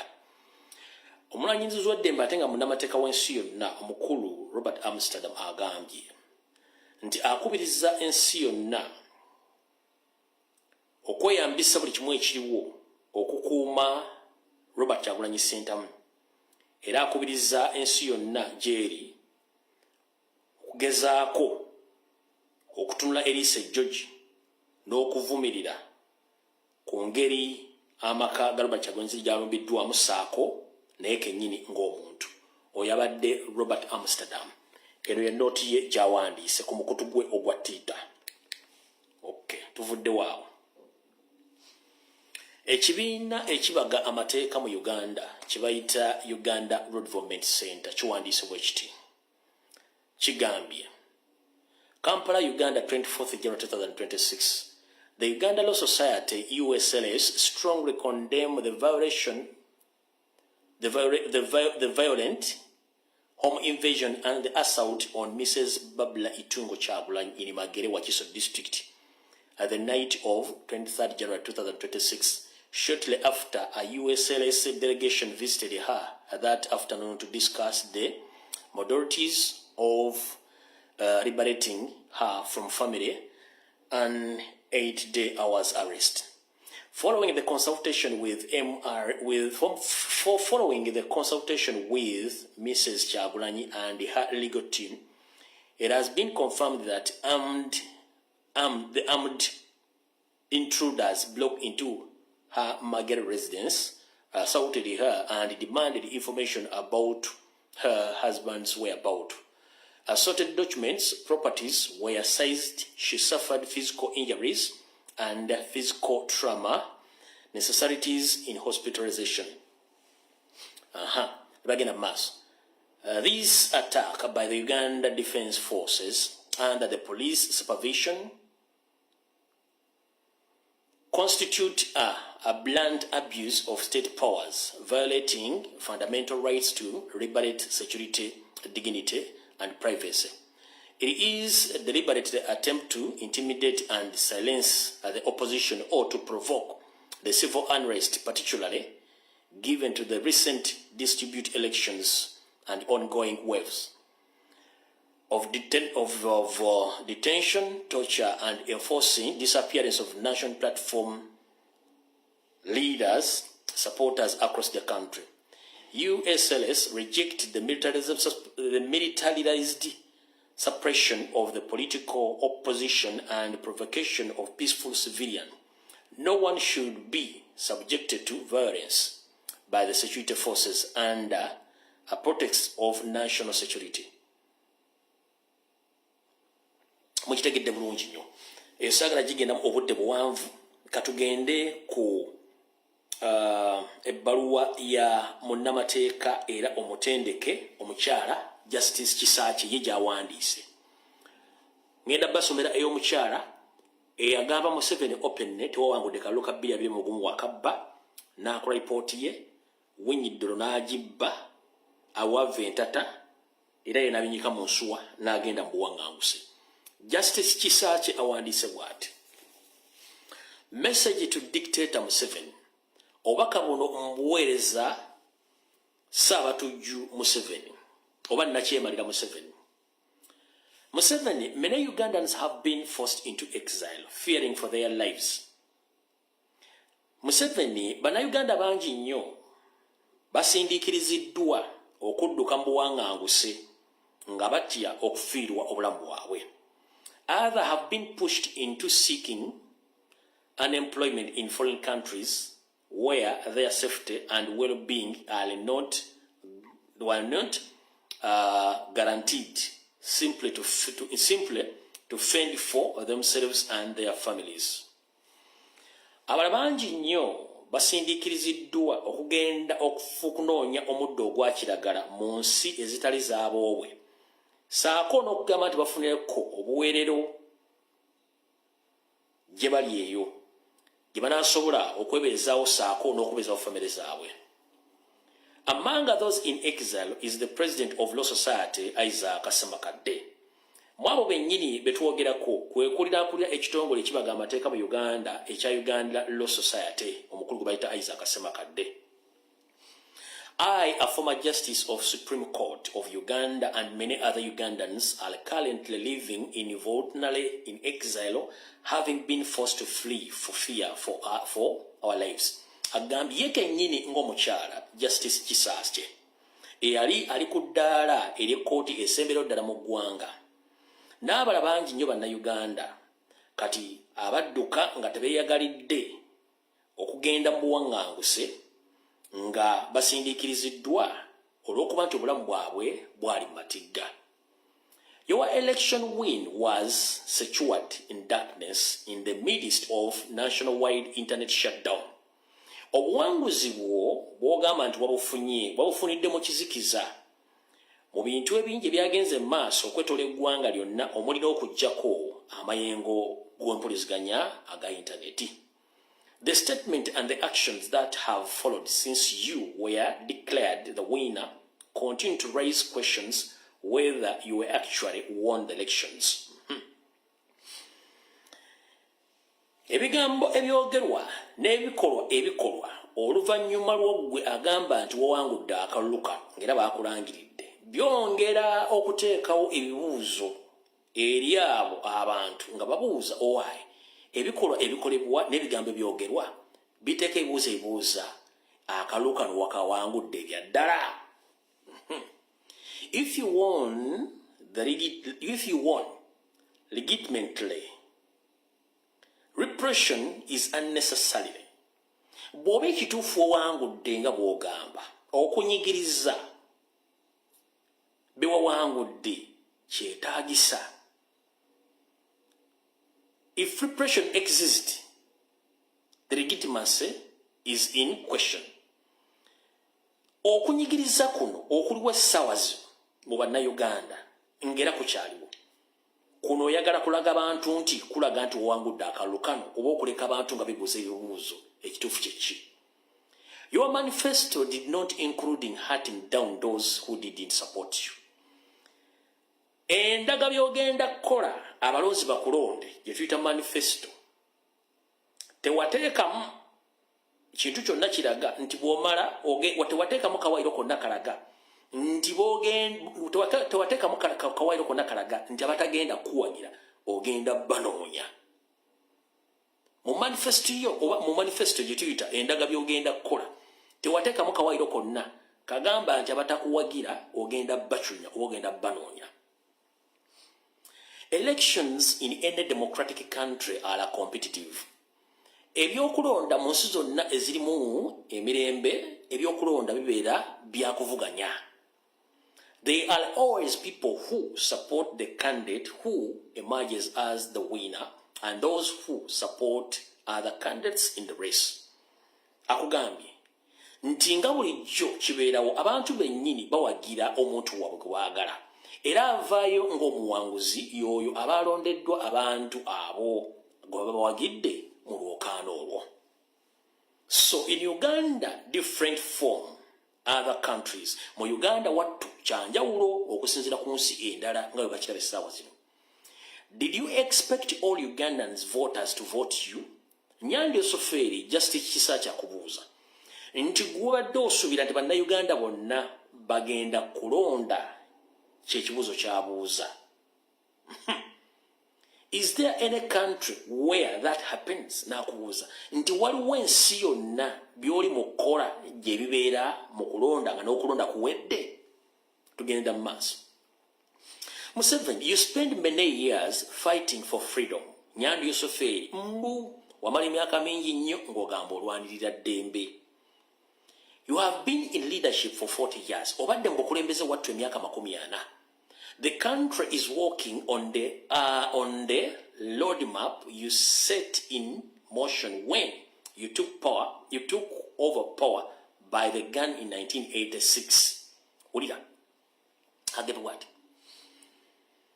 Obadde ng'okulembeze okumala emyaka 40.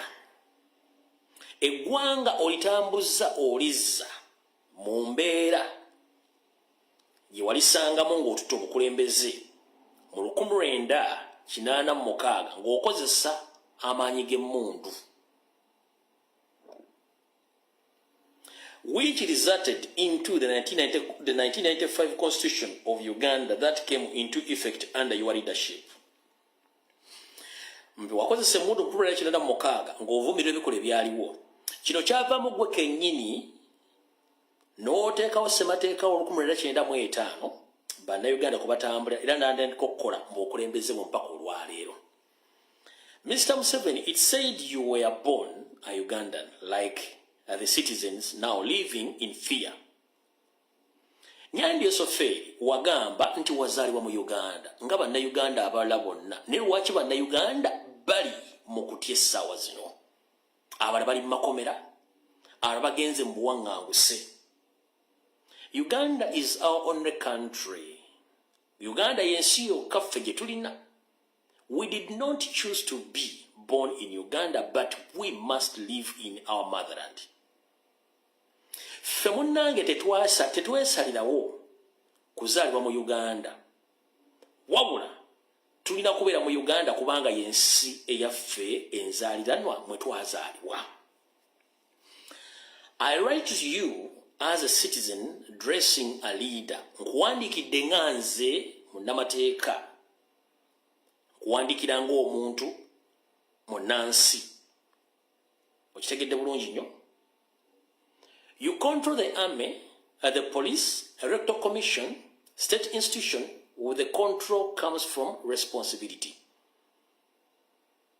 Akugambye nti ebintu byonna bikuli mu ngalo era gwe obivunaanyizibwako. Omuli amagye, poliisi, ekitongole kikwasaganya mu kubba obululu mu ggwanga, n'ebitongole ebikola ebitongole by'eggwanga byonna ebya gavumenti, gwe obiri mu mitambo era gwe obiddukanya era gwe olina obuvunaanyizibwa bwabyo.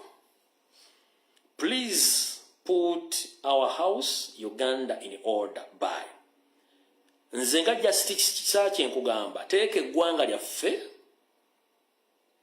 mu nkola oba mu nnambika entuufu eggwanga mulina okutambulira. N'amuwandiikira enkola zino wammanga. Esooka, restore the rule of law so that Ugandans can live without fear. Wattu Nnyandi Osofere, Chief Justice Kisaacha akugambye zawo enfuga y'amateeka. Bannayuganda bonna basobole okweyagalira mu nsi yaabwe nga tebatidde y'ensooka esooka. Ensengo ey'okubiri, to stop abuses by the security forces and ensure all state institutions act within the law. Yimiriza bunnambiro nnyo ebitongole by'okwerinda okulinnyirira eddembe ly'abantu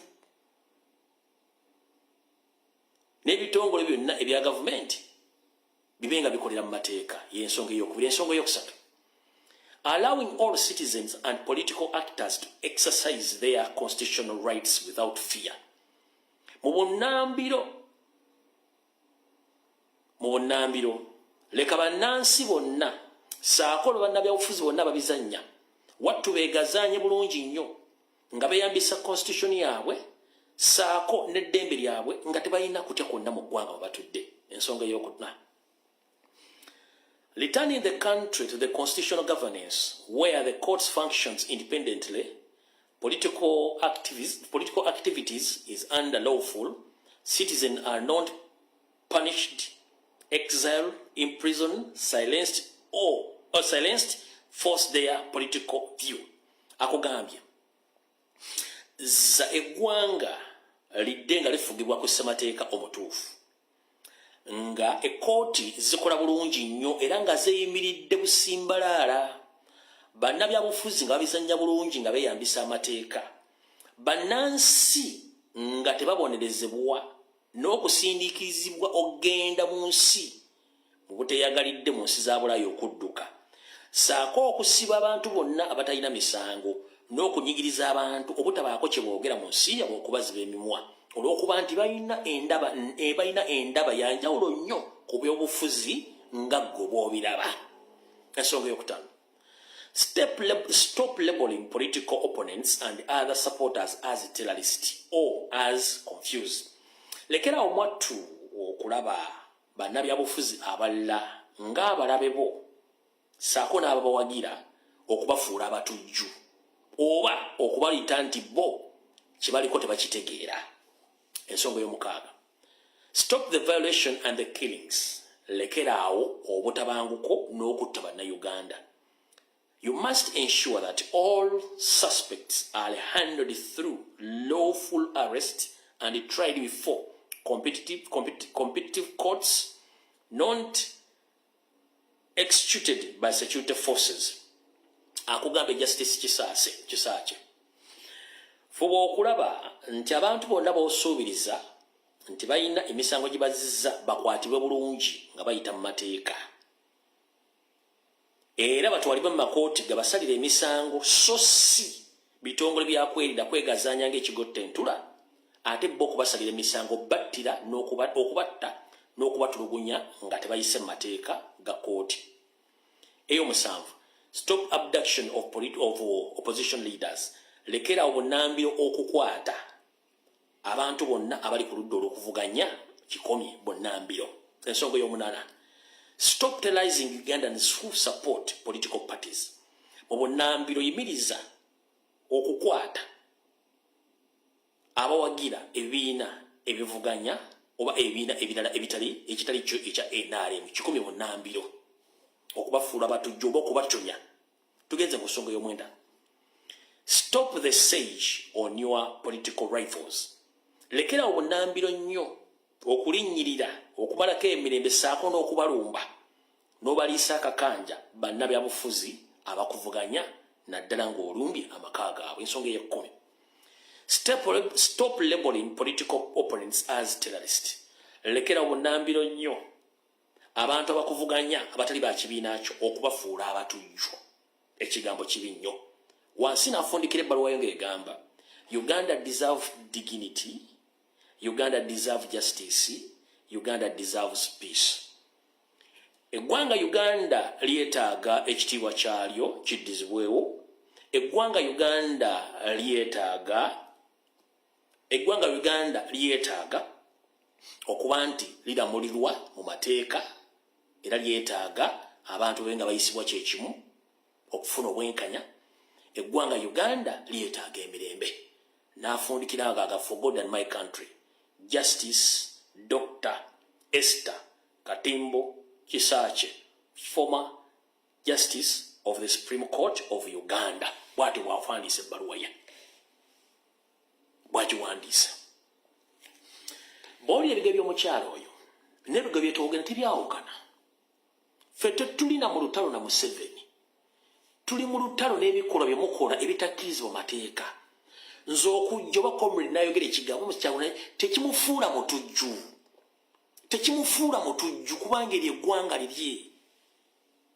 Abantu bangi mwe mulowooza nti bannansi abali mu kukolagadde benga lyenga embwetunda omuzigo nga bbe byansi tebibakwatako ne mubbanga teboogera ne muttanga teboogera. Balonze mulala olangirira mulala kati abantu bate bagenda kwogera ensi ogenda kuvuga ki. Bw'atyo bw'ayogedde eyaliko omulamuzi n'adduka mu buwaŋŋanguse Justice Kisache Katimbo yebadde ebbaluwa ye. Kitegeeza ensi eraba, ensi eyimuse, agali awamu ge galuma ki? Ge galuma ennyama. Oyinza okuba nga weesudde gwa nagamba ng'oli eyo, nkutegeeza ensi yekwatako.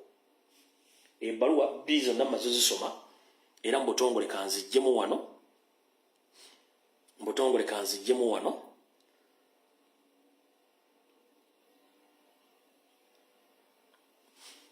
Kati esigadde eddakiika 23. Mu ddakiika zino 23 jjo nabawadde information naye mbagamba ngenda baleetera paati 2 yeruwa. Nabagambye ku Fire Hotel bannabyabufuzi bonna abadde bagamba nti bali mu opposition bakoze endagaano gye bayita memorandum of understanding ne Museveni. Ne mbagamba ati balamu bagenda fuka minisita ambagenda sigala mu opposition naye saaji bamaliddeyo. Kati nfunye full version ya information eyo. Tuula okkalire owulire bulungi nnyo. Tuula okkalire bulungi nnyo owulire. Era mu bintu bye ngenda okusoma Ssaalonga Mulenga ejja mutaaginge. Buno bubaka bumala bwogera mmanyi buli muntu agenda tegeera kyekigenda okugenda mu maaso nga sinasimbula information ene eddako. Nsaba okuluma kutu kwa Ssaabasajja Kabaka Ronald Mwenda Mutebi w'okubiri, taata wonna woli kulamusizaako nga eggwanga lyakamala okwegaana Abaganda mannya abadde baasibwa Mengo mu kye tuyita parallel state ng'efugirako Museveni, nga Abaganda bamaze obbeegaana bonna. Ate bennyini betwegaanye Museveni agenda bakozesa ng'akolagana ne Mayiga okuddamu okuzimba empagi endala mbu zibeere nga zisibuka Mengo okutandika okukolera Museveni nga tulowooza nti opposition. Ssaabasajja Kabaka nkulopedde ng'obudde bukyali nti Mengo yonnyini ng'egenda kuyambwako Mayiga yegenda okuddamu okuzimba empagi empya ezigenda okuyambako Museveni okufuga. Simanyi oba n'atuukayo kuba zino empagi enkadde mwazisudde ne bano bajja kubeera mu kateni. So bwe muli ekyo kyonna ekivudde Mengo simanyi baleese ono simanyi ono ani simanyi kati ono yaaliwo byonna bipulaaninge bulungi nnyo. Tuula okkalire mu ddakiika ezisigadde kankusomere information eno. Tugenze mu maaso.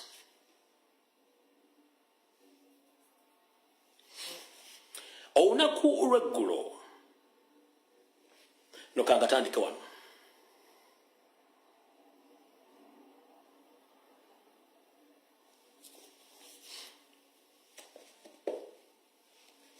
Kangatandike wano muwule bulungi nnyo. Mu meetingi ya Museveni n'ab'ebibiina by'obufuzi abakolagana naye era abadde bakulembeddwamu Mathias Mpuuga Nsamba, Sadamo Gaira oyo nambagamba dda, naye oyo yatuuse ng'obudde bugenze, era ne Mao naye yatuuse obudde nga bugenze, naye Siranda n'embidde babadde batuuse bukyali. Asumani basalirwa ye teyabaddewo. Speaker Anita Amongi n'omumyuka we naye yabaddeyo. Wulira bulungi nnyo. Olukiiko wabadde Kisozi ku faamu ya Nyandwe. Wulira bulungi. Ndowooza oyinza okuba nga ojjukira eggulo ebifaananyi ebyafulumiziddwa nga Speaker Anita Amongi bali ne Museveni nga bayimiridde n'ente. Amawulire ne bagabuzaabuza nti babadde Lwakitula kyokka nga ate babadde Kisozi eggomba. Kaakati bannabyabufuzi bwe batuuse ewa Museveni yabatabukidde naddala Mpuuga Masayas ng'amubuuza nti yamusuubiza okuzza Bobi Wine mu kyalo kyokka yamulemye. Era Museveni teyabadde na bigambo biwoomu eri abakulembeze ba Democratic Front. Naye Abedi Bwanika yasabye Museveni nti mukama waffe tukusaba obeere mugumu. Kiwatutuma tugenda kikola mu bbanga ttono nnyo mu maaso awo. Era Museveni n'amubuuza nti mugenda kikola mutya? Abedi Bwanika n'amuddamu n'amugamba nti opposition tetugenda kuggwa mu ntalo, tugenda kukuma entalo era bagenda kukolagana ne Mengo. Owulidde bulungi? Era tugenda kukolagana ne Mengo okunafuna opposition yonna era bakulembeza Mengo nga bakolagana ne Charles Peter Mayiga. Abedi Bwanika yagenze mu maaso n'asaba Museveni akkirize Speaker Anita Amongi abawe ensimbi nga ssente zino ziina kuyita nga ziva mu ssako ya paliamenti ezigenda okukola ekiddako. Museveni yagambye Amo nti ssente ezo zirina kutambuzibwa mu mateeka era zireme kumanyika wa Ssennyonyi. N'afundikira. Mpuuga Masayas yasabye Museveni ayogereko ne Ssaabalamuzi ayise ekirango eri abalamuzi bonna obutakkiriza wa opposition awaabye omusango gwonna kuguwangula ne bw'abanga ye mutuufu oyo Mpuuga. Mawu yasabye Museveni wabeewo olunaku mu maaso awo bamuleetere ba MP bonna abali mu opposition abamukkiririzaamu. Mawu yagamba. Sadaamu Gayira yasabye Museveni bw'aba ayagala okukkakkanya emitima gy'Abannayuganda, Museveni ayite bannaddiini kubanga bo abantu be bawuliriramu. Oluvannyuma Museveni yakkirizza okuddamu okubasinkana mu mwezi ogwokusatu n'asaba ensonga eno ojjogerako leero. Mpuuga bamanye nti bye bakola byonna okulya mu nsi olukwe n'abantu si birungi era ensi ebalaba. Kira bagambye Museveni nti Bobi Wine yaddukira wa muganda we Chairman Nyanzi. Oyo Mpuuga yagamba nti Bobi Wine yaddukira wa muganda we Chairman Nyanzi. Era bagamba nti mu bbanga ttono nnyo bayinza okulumba amaka ga Chairman Nyanzi. Kansule nti ensi ewulidde buli kimu kitegedde. Mu bbanga ttono nnyo bayinza okulumba amaka ga Chairman Nyanzi oba amaka ga muganda waani wa Kyagulanyi yenna mu bbanga ttono nnyo. Nabagamba abantu bano batambulirako from A to Z. Zamutegedde omulimu gwa Mayiga, mutegedde bannaddiini omulimu gwabwe. Nabagambye mu video gye nakoze olunaku lwadde mudde mugirabe nti bagende wa Kyagulanyi ku mission yakola ki yakubega. wabula kyolina okumanya nti kati abantu abasinga obulabe mu Uganda ye gurupu y'opposition yonna etali Kyagulanyi be balabe nnyo era abatemu nnyo amanya nga basomedde kyekyabaddeyo kuva jjo nabagaye basayinize mu mulanda mu understand bagati ambagenda fuka ba minister ababayinza obafula ba ambassador ababayinza osikira mu opposition bakyazanya mizanyo kyovula nti immediately bavudde ne bawa airplay ku TV ne ku radio nga boogera bitakwatagana. Their main objective is to kill Robert Kyagulanyi Ssentamu and to put Robert Kyagulanyi Ssentamu as well. So Museveni anonya Kyagulanyi 50-50 nabano banonya Kyagulanyi omujjawo 50-50. Wakitegedde bulungi. Ogwange ngukoze saagala muntu yenna agambe nti sikoze mulimu gwange. Buli kimu kibagambya. Bwe mmala bibagamba mu ddakiika 14 bwe bubaka bwange. Muganda wange baatubbye akalulu era baatukozesezzaako ogw'obulisa maanyi. Akalu wakawangudde bulungi nnyo. Kubanga mmanyi nti libwa mipiira n'okuba golo ejaganya. Wabula yabbye akalulu ali mu kiyongobero nnyo to the extent ate ayagala kujja ogwo yabbye aleme kubanga amukubira nduulu. Wabula nga bagamba nti etaafe etuusa mugenyi. Era ebibbe tebyala. Abasajja bali mu kutya temumanyi basajja kutyako balimu. Enjovu bagibbye ne mutulera tejaamu. Enjovu etambula eyuza emmotoka. Soko mbuulire wana akantu kano wammanga. Wawangudde ne 71%. Si kyo? Yes. Kiki ekikunonyesa Robert Kyagulanyi Ssentamu gw'owangudde? When wowangudde omusawo wamwangudde kiki ekimukunonyesa ng'omuntu individual omunoonyeza ki? Oba owangudde yes. Kiki ekikunoonyesa ate Kyagulanyi nga owangudde? Gw'owangudde. You won the elections. Why do you after Robert Kyagulanyi Ssentamu? Why are you hunting Robert Kyagulanyi? Wowangudde. Ekituufu kiri nti bo bagamba tebasobola kubeera mu ggwanga nga Robert Kyagulanyi Ssentamu waali.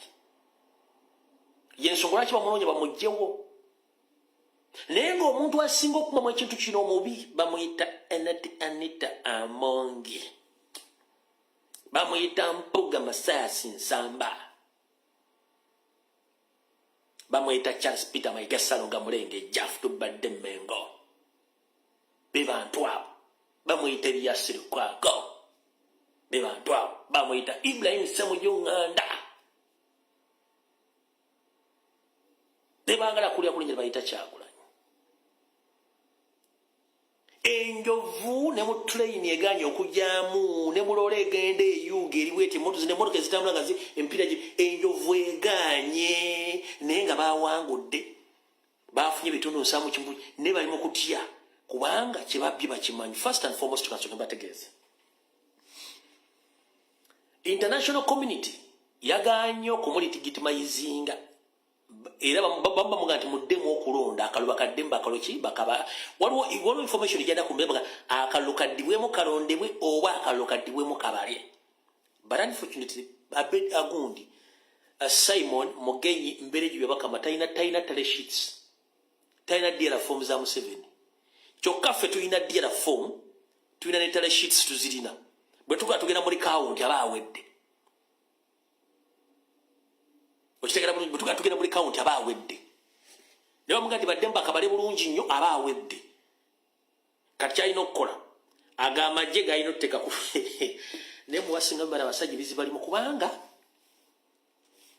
intelligence report ya mugamba singa amajje ago gaweze emyezi ena ku street nga gali ku street yako genyini gagenda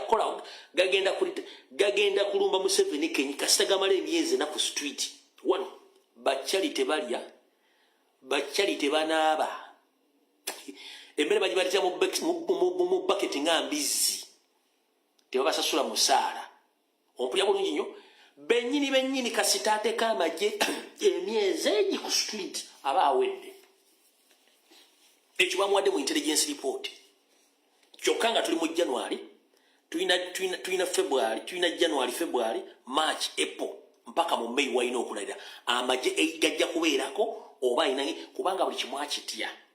First and foremost akimanyi regular UPDF eringa mpologoma nkadde erindira ku luzi. Mu SFC mulimu abalindidde ku luzi. Mu system yennyini eri abalindidde ku luzi. Ekituufu kiri ne mu system yennyini bakimanyi nti omusajja bamukubya akalulu super. Mu system yennyini baga akasajja katukubye. Bakayita kasajja katukubye. Gomanyi nti ffe tuli basanyufu ate aba NRM banyiivu bayongobevu. Gomanyi nti batubye naye tulinamu essanyu naye aba NRM bayongobevu. Wali baddeko ng'olina omukazi guweegomba n'oyagala omussemu ssente n'agala ogakaleka mulepinge buli n'omulepinga olwa bagala mukazi mulwadde wa siriimu alina ku mpeke ne bakusomera n'abasajja abaakafa kati Museveni bw'ati bw'aliko kyalimu.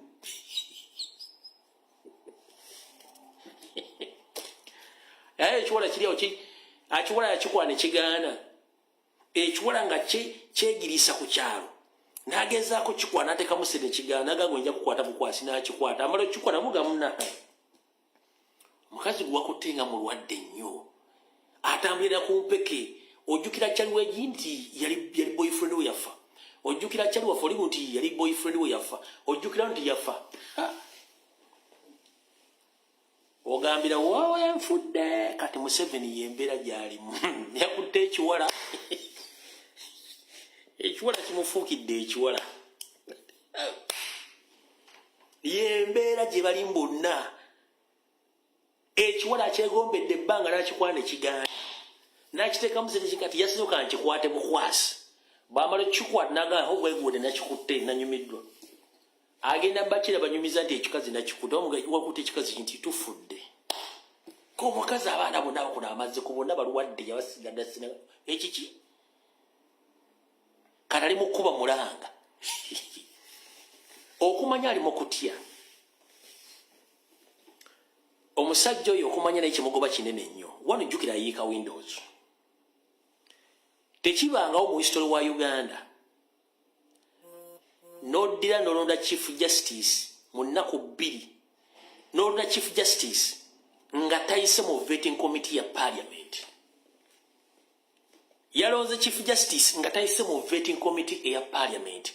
Ekitabangawo Chief Justice n'alera ku Saturday olunaku olutali official. Teyayise mu Parliament vetting. Yalayiridde mu nnaku ezitali ntuufu ate yalayiridde mu private property ya Museveni erwakitula. Ebintu byonna byakola biri out of the law. Byonna byakola Chief Justice yamuloze tali mateeka. 1. Teyayise mu vetting ya Parliament. Secondly, yamulayiza ku lunaku lw'omukaaga ekitakkirizibwa. Thirdly, yamulayiza mu kifo ekikyamu. Kati abasajja bali mu paniki nemmwe bino ebitumulowooza byakusaaka mujja kulabako nga basusa omuntu bakyusa amawulire. Gwe kyoba olina okumanya waliwo diversions bakuliyetinga essaawa yonna ezagala okapyalinga media bajjewo ekyakyagulanyi n'ekya babi n'ekyokumenya enjuyi na buli kimu baagala kuliyetinga diversion super. Naye mbagambye nti baagala kusettinga ttera mu regions ze Uganda bakirikinge ku Kyagulanyi. Sebo Museveni ne bannammwe. It is on record. International media, mainstream media zibeera kuno nga ziwulira information ezikonvertinga. Ne bagoberera almost 97% mu information gyempadde entuufu. Mugeze musettinge ttera muzirinkinge ku Kyagulanyi information nga nagiwa guno gwonna omwezi n'oguwedde. Visible nga n'obujulizi bwe buli. Muwere ekibiina kya National Platform mukwate Kyagulanyi nti terrorist. Musettinge ebbomu terrorizinga abantu. Essimu eri nkubirwa wano nja kuba obujulizi bwonna. Ne mwansi mwamusibidde bwereere era ensi ekimanyi era buli bakimanyi. Ensi egenda bakuna buli kimu kuneme nga muli bwereere ekyo nkibabuulire.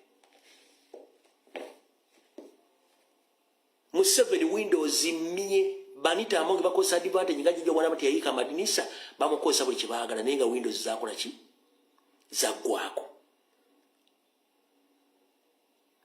So oyo tabalimba mwalina intelligence tebalina intelligence baliwo for God of my country kibaliko bakeesa lukyanga nkuya muhoozi kubaye mutamivu ali ku kyalo okitegedde ekirala kino kankifundikira nakyo kino njagala mu kitwale nsigadde dakika mmeka njala fundikira nakyo munkootinge bulungi nnyo saagala mukyuse bige bengenda kwogera mukiwuliriza. Mu 1980 oba mu 1979 ebintu bingi byakolebwa ne basaba na Uganda okusituka to raise up okulwanyisa gavumenti ya Amin abantu baagaana. Nkuwa point of reference mu 1970 nga Museveni akola ebikolobero nga dduga za Amin basabako bannayuganda okusituka baagaana. The only chance Museveni yali alina kugenda Tanzania tekolaga na Museveni. Kenya nga tekolaga na Tanzania tekolaga na Amin. Kenya tekolaga na Amin. N'ensi ez'omulanga tezikolaga na Amin. Museveni n'afunayo base. N'abala bafunayo base okulwanyisa gavumenti ya Amin. Era baakozesa mundu. Mu 1980 nga bataddewo okulonda babba akalulu bannayuganda baagaana okusituka. Celebrating nga tuba celebrating still baagaana okusituka against obotezi government. Paulo Muwanga ne banne batekinga decision ne bagamba katubuliza tubuddiza obotenga Paulo Muwanga nga Semogere yawangula. Baagaana okusituka. Mu 1980 baagaana okusituka. Museveni yena agenda nakwate mundu ko kwali okusituka kwe. So history repeats itself. Bannayuganda si basituse. Batya naturally balina akatengo. So saagala munenye bannayuganda kubanga bannayuganda si basituse. Mu Uganda tembeera nga muli billion zaali Kenya na Tanzania. Achiwakanya neddakiika lyemu njagala ogambe byenjogedde nga nfundikira bituufu oba nedda kuba bino tusoma history n'emyaka twaliwaawo. Bannayuganda si basituse kubanga Uganda teyalimu rebellion yali Kenya endala Tanzania.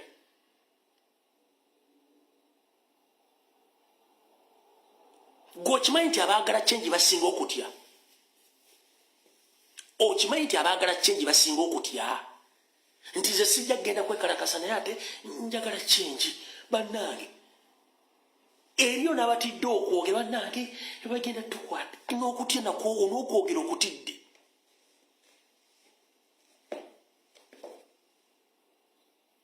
Kati saagala nga no, it's over to you.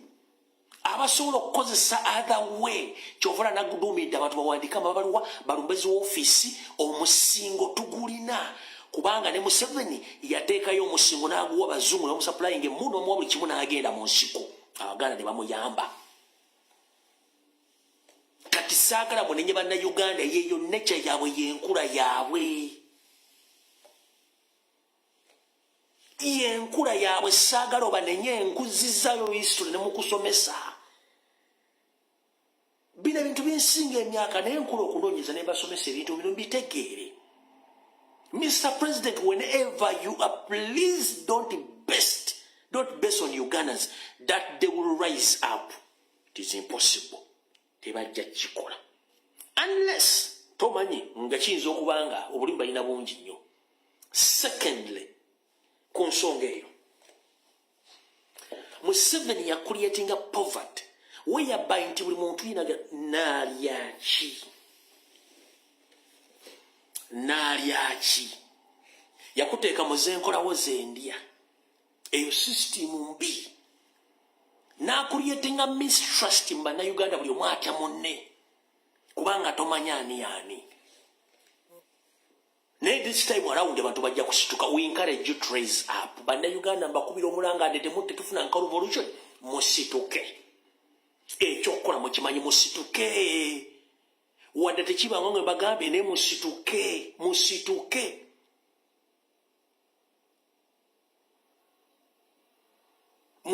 bannange musituke wadde kibangawo kituuke kubanga eno twagala kwenula kujja kubagwira abatugwira mu nsi yaffe mukitegedde bulungi kulwa Katonda n'ensi yange ebiwooma biggwa byokya Mukama 20 mpeera tujja sika lunaku lwonna mweraba